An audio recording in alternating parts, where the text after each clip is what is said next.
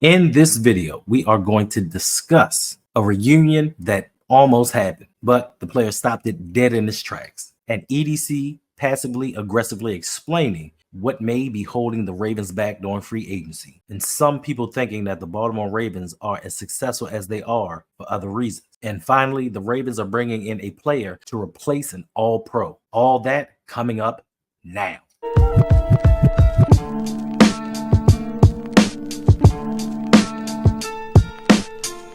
All right, I just wanted to jump in here real quick. Excuse me for the interruption, but I wanted to give a shout out and start this thing off positively by saying kudos to the Ravens, kudos to the Baltimore Orioles for each donating $5 million apiece to rebuilding the Key Bridge. We all know the tragic incident that happened on March 26th, and this kind of helps with the rebuilding process, with the healing. So kudos to you both. Shout out to the organizations because they did not have to give that money. Respect.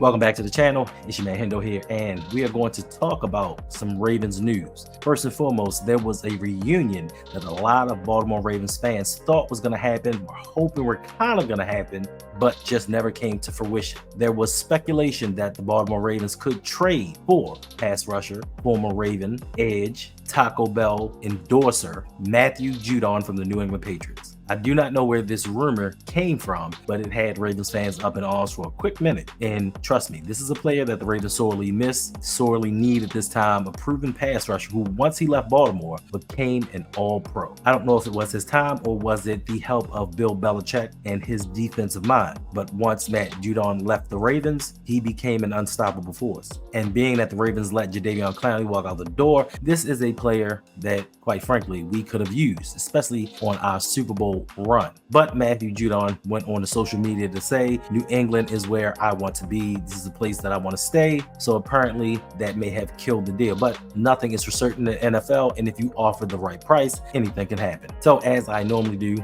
just scouring the internet for news, because I'm an NFL junkie. I love reading about NFL, not necessarily just the Ravens. And I came across an article that talked about this is the offseason that EDC expected all along. And in reading this article, it had me squirming in my chair a little bit. And you know me, I read into things. Like if I see some things, I'm like, what are you really trying to say? So in this article, they were talking about, with all the free agents that the Ravens had, this was something that EDC expected. He expected it before the season began, that he knew he had some tough choices to make. But the part of the article that had me twitching a little bit was the part where they talked about they knew that they weren't going to be able to do much with Lamar Jackson's contract. Like somehow miraculously, they believed that they were going to get away with re-signing Lamar Jackson and not paying him an inordinate amount of money. You knew this was coming. You saw the trajectory that he was on. You can't put this on Lamar. You cannot passively aggressively blame Lamar for some mistakes that you made in drafting and free agency. The one thing that I don't hear people talk about is, what about Lamar's rookie deal? What about the moves that weren't made during that time? But Lamar's contract now is what is holding this team back, or what is supposedly holding this team back and signing free agents to make this team better. Also, I did not hear anybody exclaim anything about the $70 million safety, the $100 million linebacker, the $98 million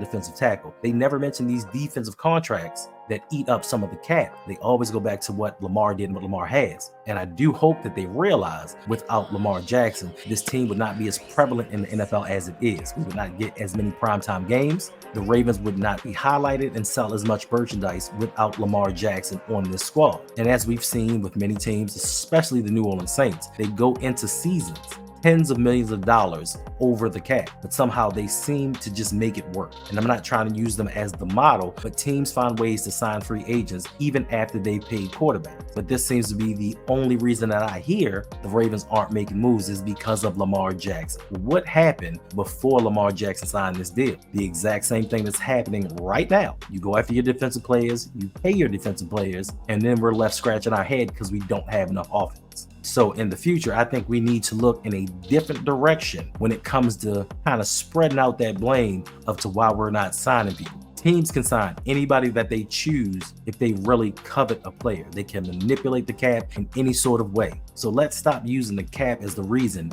we're not going after certain free agents. And of course, everybody's gonna say, man, this ain't Madden. We can't do what they do on Madden. Well, some teams do, and some teams have, and some teams have won championships, or at least one championship with this move. The way that we've been doing things just hasn't been working. So I think that we need to take the time out to look at a different direction and stop making excuses of why we can't. Let's start looking into the positive of why we can. And until we do this, we may be stuck in the same situations over and over again. Round and around we go. Your man EDC been on one, talking about former players, throwing out sneak disses.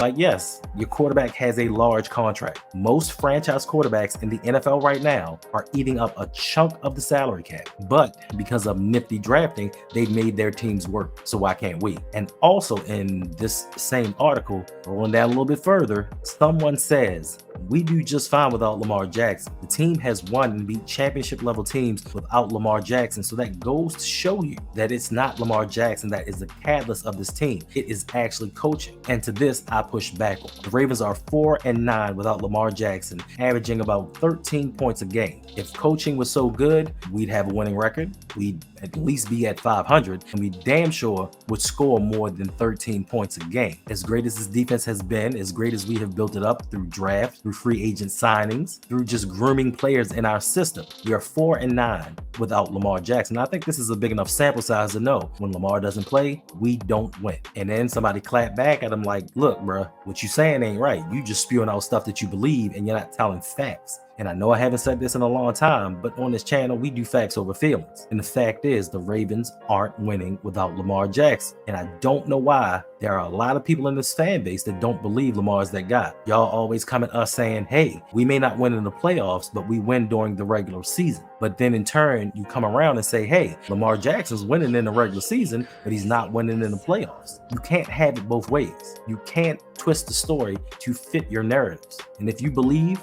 if you truly believe we're better off without Lamar Jackson, something's wrong with you. Because you said Tyler Huntley was that guy. Now he's what, third, fourth string on Cleveland? If Tyler Huntley was this magnificent quarterback that everyone made him out to be, teams would have rushed to sign him at least as a backup. He's not even that right now. So I tell you like I tell my friends, get it together. And last but not least, the Ravens are bringing in Deontay Hardy, formerly of the Buffalo Bills, in for a visit. Now with the departure of former All-Pro Devin Duvernay, the Ravens believe that they need someone to come in and return punts and return kicks. And Hardy may be that guy. He is super fast, as evident of his 95-yard touchdown that he had last year. Also, he may be able to slide in as wide receiver 4, wide receiver 5. He does have 73 catches for 943 yards and 5 touchdowns. But the knock on him is he is 5'6", maybe 180 pounds. So the knock on him is his durability, his size. Will he be able to stand up to a full season doing return and receiving duties? Something that Devin Duvernay just couldn't seem to figure out. He couldn't stay healthy enough to get on the field and be that wide receiver that we thought he was going to be. And if the Ravens do sign him, what does that mean for Tylan Wallace? Is his position on the team in doubt? Tylan did have that game-winning punt return last season, showing he may be able to do some things, but maybe it wasn't enough to keep him around because he has not been able to get on the field and be the wide receiver we drafted him to be, nor can he stay healthy, which boggles my mind. How can you not be healthy if you're not even playing? So if they do sign Hardy, it will have reverberations and ramifications on the rest of the roster. But we still have a little bit to this offseason to go. We still have the NFL draft. We still have post-June 1st cuts. We will see what happens and see what the Ravens bring in. So this is another video down, and possibly the next time that you see me, it will be after the M&T Bank Ravens Stadium Tour with the patrons. I'll post a video of that and what happens afterwards. Hopefully you'll get to see what we did on the day and enjoy it. And if also you want to be a part of the next time we go to M&T Bank Stadium, all you have to do is sign up to patreon.com/ROUG and become a patron. For only $5 a month, you can enjoy the benefits of being a patron of the Rogue Pod. You can join the Discord. You get to request live streams. Sometimes you can even be on screen depending upon the situation and the person, if you know how to handle yourself, and many more perks. So also don't forget, like, subscribe, hit the notification bell so you are aware when I come out with new videos. And until next time, you know it, it's your boy.